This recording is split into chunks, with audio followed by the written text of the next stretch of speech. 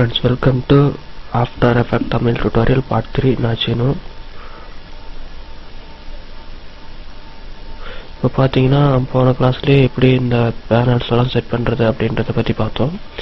இப்போ வந்து எப்படி ஃபைல்ஸ் எல்லாம் இம்போர்ட் பண்ணுறோம் அப்படின்றத பற்றி பார்ப்போம். இங்கே பார்த்தீங்கன்னா ப்ராஜெக்ட் பேனல் இருக்குது.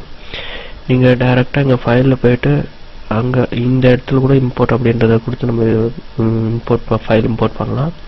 அதை விட இன்னும் ஷார்ட் பார்த்தோன்னா இந்த நம்ம ப்ராஜெக்ட் பேனல் வந்து கிளிக் கொடுத்துட்டு நீங்கள் ரைட் கிளிக் கொடுத்தீங்கன்னா இம்போர்ட் அப்படின்னு இருக்கும். அங்கே பார்த்தீங்கன்னா ஃபைல்ஸ் அப்படின்னு இருக்கும்.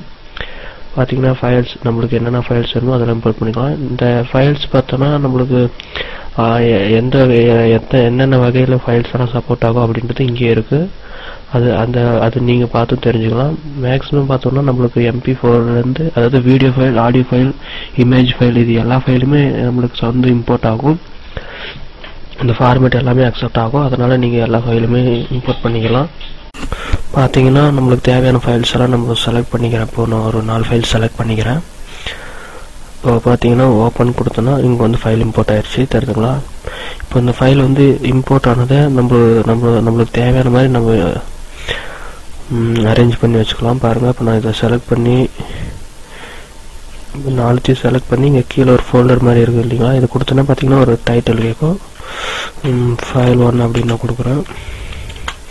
பார்த்தீங்கன்னா இந்த ஃபைல் 1 அப்படின்ற ஃபோல்டரில் அது எல்லாமே இருக்கும். பார்த்தீங்கன்னா ஓப்பன் பண்ணி பார்த்துக்கலாம். நம்ம இதை டெலிட் பண்ணுறதுக்கு டைரெக்டாக செலக்ட் பண்ணிட்டு ரைட் கிளிக் கொடுத்துட்டு பார்த்தீங்கன்னா இங்கே இருக்குது. இதில் நம்ம டெலிட் ஆப்ஷன் கூட அதாவது ரீநேம் பண்ணிக்கலாம். நம்மளுக்கு தேவையானது ரைட் கிளிக் கொடுத்து நம்ம யூஸ் பண்ணிக்கலாம். அப்படி இல்லைன்னா நம்ம இதை செலக்ட் பண்ணிட்டு இங்கே கீழே பார்த்தீங்கன்னா டெலிட் பட்டன், அதாவது இதை டெலிட் பண்ணுறதுக்கு கீழே டெலிட் கொடுத்தா டெலிட் ஆகிடும். ஓகேங்களா? அதே செலக்ட் பண்ணிட்டு டைரெக்டாக நம்ம கீபோர்ட்லேயே டெலிட் பண்ணிக்கலாம். அது டெலிட் ஆப்ஷன்லேயே இந்த மாதிரியெல்லாம் இருக்குது. இப்போ நான் பார்த்தோன்னா இது செலக்ட் பண்ணிவிட்டு இந்த இடத்துல வந்து இங்கே இருக்குது, தெரியுங்களா? அது கொடுத்தோன்னா உங்கள் நியூவாக ஒரு காம்போசிஷன் அதுவே க்ரியேட் ஆகும்.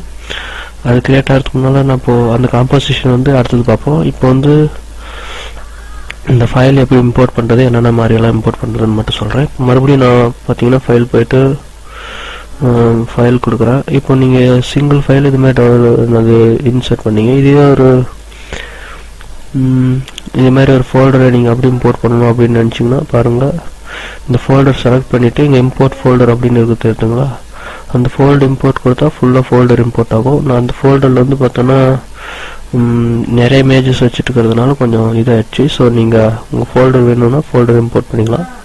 இங்கே பார்த்தீங்கன்னா தெரியும், அதாவது இமேஜஸ், அந்த பேபிஸ் அப்படின்ற ஃபோல்டர் வந்து இம்போர்ட் ஆகிருக்கு. உள்ளார இமேஜஸ்ஸு ஃபுல்லாக அந்த பேபிஸ் அப்படின்ற ஃபோல்டரில் எத்தனை இமேஜ் இருந்துச்சோ அத்தனையோட இருக்குது. ஸோ நீங்கள் அந்த ஃபோல்டரில் எந்தெந்த மாதிரி ஃபார்மேட் வச்சுட்டுக்கிறீங்க அப்படின்றது பார்த்து நீங்கள் இம்போர்ட் பண்ணிக்கோங்க. அடுத்தது பார்த்தோன்னா இங்கே கீழே இருக்கிற ஆப்ஷனில் இது நியூ கம்போசிஷன் அப்படின்னு இருக்குது, தெரியுதுங்களா? நியூவாக இப்படி கிரியேட் பண்ணிக்கலாம். அப்போ அப்படி இல்லைன்னா இங்கே வந்து செலக்ட் பண்ணிட்டு ரைட் கிளிக் கொடுத்தீங்கன்னா நியூ காம்போசிஷன் அப்படின்னு இருக்குது. பார்த்தீங்கன்னா காம்போசிஷன் அதாவது காம்போசிஷன் செட்டிங் வருது. இது என்னன்னு பார்த்தோம்னா நம்ம ஒர்க் பண்ணக்கூடிய, அதாவது நம்ம கிரியேட் பண்ணக்கூடிய ஒரு வீடியோவோட சைஸு, அதோட ஃப்ரேம் ரேட்டு, லென்த்து எல்லாத்தையும் செட் பண்ணக்கூடியது தான் காம்போசிஷன் செட்டிங் அப்படின்னு. பார்த்தீங்கன்னா இங்கே அதோட ஃபார்மேட்ஸ் எல்லாம் இருக்குது, அதாவது ப்ரீசெட். அப்போ அது என்ன நம்மளுக்கு எந்த குவாலிட்டியில் வேணும் அப்படின்றது தான் இங்கே இருக்குது. நான் HD 720 கொடுக்குறேன். இங்கே பார்த்தீங்கன்னா வித் ஹைட் அப்படின்னு இருக்குது. இங்கே இந்த வித் ஹைட்டு நம்மளுக்கு தேவையான சைஸில் குறைச்சிக்கு ஏற்றிக்கலாம். நான் நார்மலாக 128 வைக்கிறேன். இங்கே நீங்கள் இதை கிளிக் கொடுத்துட்டு நீங்கள் இங்கே குறைச்சிங்கன்னா பார்த்தீங்கன்னா அது ஆட்டோமேட்டிக்காக அதோட ஹைட்டு வித்து அதெல்லாம் அட்ஜஸ்ட் பண்ணிக்கும். அது வந்து உங்களோட இஷ்டம். நான் 120 வைக்கிறேன். 1280 இதான் நார்மலாக ஒரு வீடியோட ஃபார்மேட். இங்கே பார்த்தோன்னா ஃப்ரேம் ரேட் வந்து 24 இருக்குது. நம்ம வேணுன்ற சைஸ் வச்சுக்கலாம். இங்கே வந்து 24 அப்படின்றது பார்த்தோம்னா ஸ்டாண்டர்ட், எல்லா ஃபிலிமும் இதுலேயும் யூஸ் பண்ணக்கூடியது. இங்கே வந்து அதோட ஸ்கொயர் பிக்சல் அது மாதிரி கேட்குது. நான் ஸ்கொயர் பிக்சல் வச்சிடுறேன். ரெசல்யூஷன் நம்ம இங்கே கொடுத்துருக்கிறதே இருக்கட்டும் அப்படின்றது ஃபுல் ரெசல்யூஷனாக கொடுத்துருக்கிறதே இருக்கட்டும் அப்படின்ட்டு. உங்களுக்கு ஆஃப் வேணுமா இல்லை கோட்டார் அது மாதிரி எந்த சைஸ் வேணுன்றதை நீங்கள் செலக்ட் பண்ணிக்கலாம். இங்கே பார்த்தீங்கன்னா டைம் வந்து எவ்வளோ சைஸ் வேணும் அப்படின்றது கொடுத்துருக்கோம். இங்கே வந்து ஒரு இப்போ 10 செகண்ட் கூட நம்மளுக்கு எவ்வளோ டைம் வேணுமோ அவ்வளோ கொடுத்துக்கலாம். நான் ஒரு 10 செகண்ட்ஸ் கொடுக்குறேன். கீழே பார்த்தீங்கன்னா பேக்ரவுண்ட் கலர் கேட்குது. நான் வந்து பிளாக் கலரில் தான் யூஸ் பண்ண போகிறேன். ஸோ கலர் செலக்ட் பண்ணிட்டு ஓகே கொடுத்துட்டு பார்த்தீங்கன்னா காம்போசிஷன் செட் ஆயிடுது. ஓகேங்களா?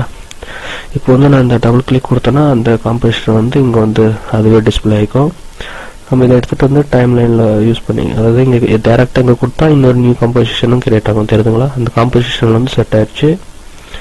அதனால் நம்ம இமேஜஸை மினிமைஸ் பெருசு பண்ணிக்கலாம்.